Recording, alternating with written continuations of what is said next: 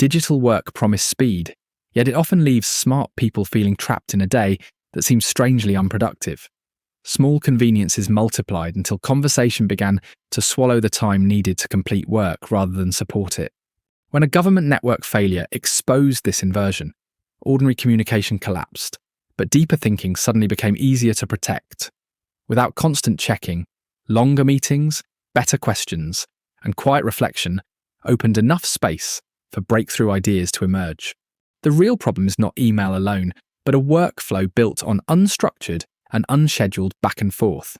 Once that workflow dominates, every task competes with another, which is keeping up with everyone else. The result looks efficient from the outside because messages move fast, while actual progress slows in ways that are harder to measure.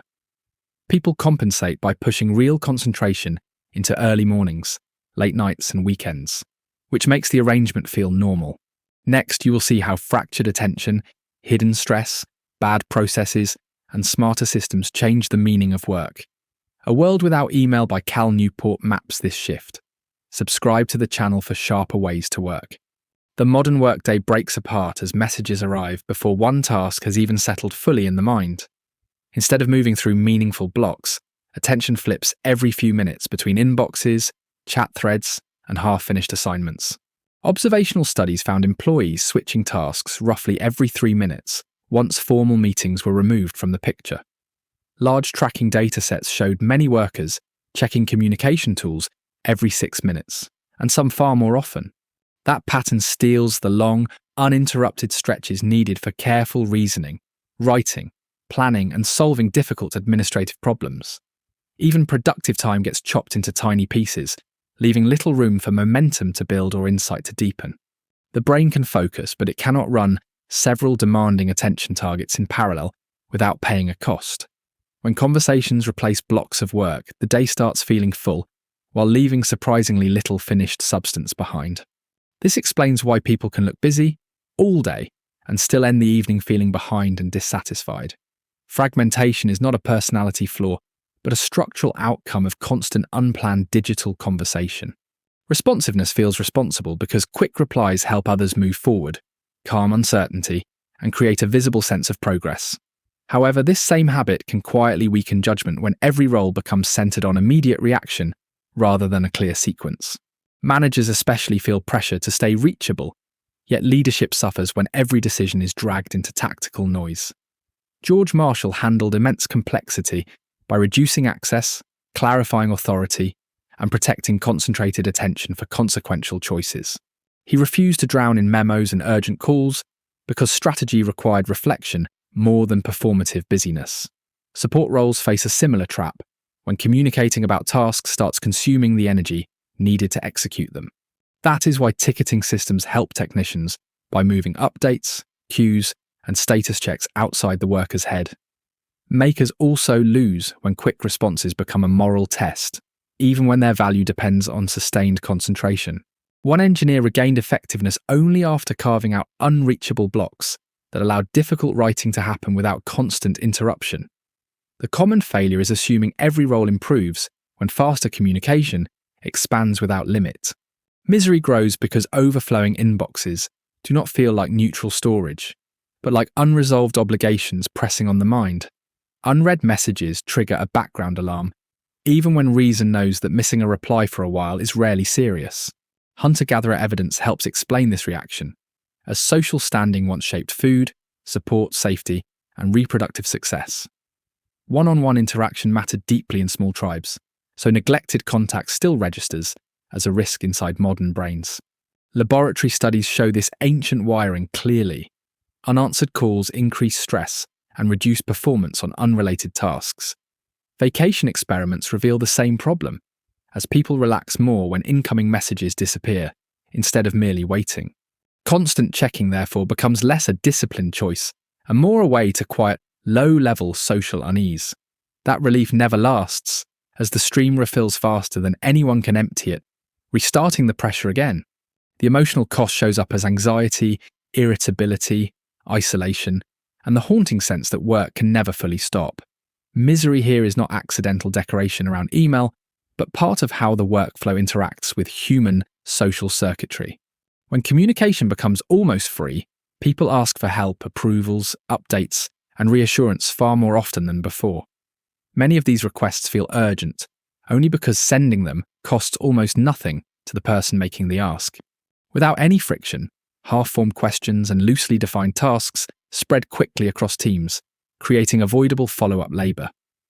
Long message threads then replace clearer conversations, while text-only exchanges multiply confusion instead of settling it. A small problem that once would have become a scheduled discussion now expands into scattered interruptions throughout the day. Remove some ease, and weaker requests disappear, while stronger requests consolidate into better timed and better shaped exchanges. Friction can also force process improvements, such as batching signatures or using regular status meetings instead of ad hoc pings. This means part of the workload explosion is not fundamental work, but work manufactured by the medium itself. Recognizing this difference matters because it turns overload from fate into a design problem that can be changed. If these patterns describe your week, subscribe to the channel for practical ways to cut noise without losing coordination. Email became dominant partly because it matched the natural instincts of collaboration within small groups facing shared problems. In a hunting party or family workshop, free-form coordination works because everyone sees the same situation unfold. Modern offices adopted this style after low-friction messaging made casual back and forth possible across much larger networks. What feels intuitive at the scale of 6 people becomes messy and wasteful at the scale of 60. No executive sat down and proved that frantic messaging was the best way to organize knowledge work. Instead, a convenient tool arrived, habits shifted quickly, and later stories were invented to explain the new normal. People began treating constant communication as synonymous with seriousness, because the workflow spread before anyone evaluated its trade-offs clearly. This history matters because it breaks the spell of inevitability surrounding inboxes, chat channels, and perpetual responsiveness. If the system arose through convenience and imitation, then it can also be replaced through deliberate redesign.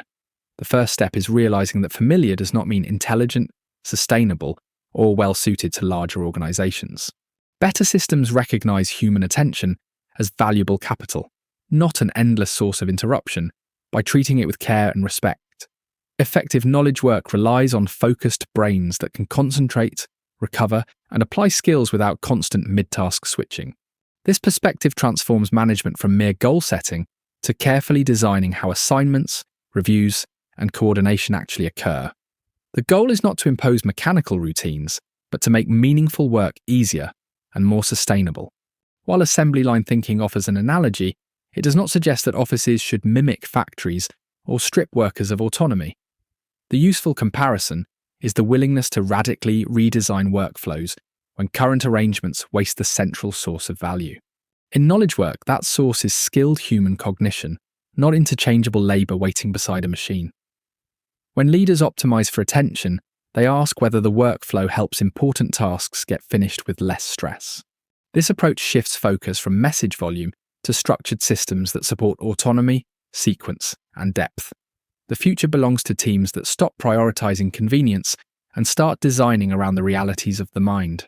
One practical shift is to move work out of the inbox and into a system where each issue has a designated place. Task boards and ticket queues make requests visible without requiring updates to live in scattered message chains. Information technology teams learned this long ago, as pure responsiveness often kept technicians from resolving technical problems. A ticket can hold context, status, ownership, and history, allowing the worker to focus on one issue at a time. The same logic applies outside of technical support whenever administrative and collaborative work gets buried in personal inboxes. A professor managing graduate administration used a board with clear columns for waiting, discussion, follow-up, and current work. Incoming requests still arrived through normal channels, but were quickly transformed into cards within a better process. This seamless interface matters because other people do not need training in the internal system for it to work. Once tasks become visible and movable, work stops feeling like a fog and starts moving through identifiable stages. Process does not remove humanity, but frees attention from remembering everything and explaining the same status repeatedly. Structure becomes stronger when recurring interactions follow clear protocols, rather than relying on endless improvisation in messages. Scheduling can use fixed windows, quick questions can use office hours, and updates can gather inside regular status meetings. While these rules add a little inconvenience initially, they reduce far greater disruption throughout the rest of the week. Protocols also clarify expectations, lowering social pressure, because people know when answers will come and how requests will move. Specialization takes this logic further by separating high-value production from routine support and coordination burdens.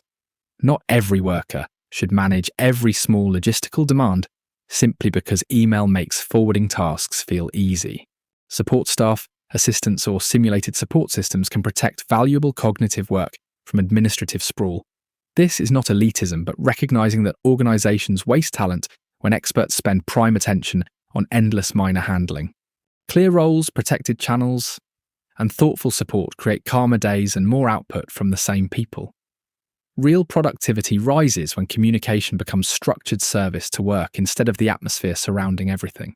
A saner future begins by rejecting the notion that constant checking is the inevitable price of modern professionalism. What matters is not abandoning technology, but refusing workflows that confuse rapid messaging with genuine accomplishment. Better systems reduce switching, lower anxiety, and turn communication back into a tool rather than a permanent distraction. They also improve leadership, support execution, and provide makers with enough uninterrupted time to produce something worth discussing. This does not require nostalgia for paper memos or hostility toward digital networks and useful software. It requires sharper design, stronger boundaries, and the courage to question habits that spread without careful testing. The benefits are practical and human at once, as calmer coordination can raise output while making work less draining. Seen this way, a world without email means less ambient chatter and more deliberate movement of real tasks. The path forward is not silence, but workflows that respect how thinking works and how people actually feel. If you want work built around better thinking, subscribe to the channel for more ideas on humane coordination.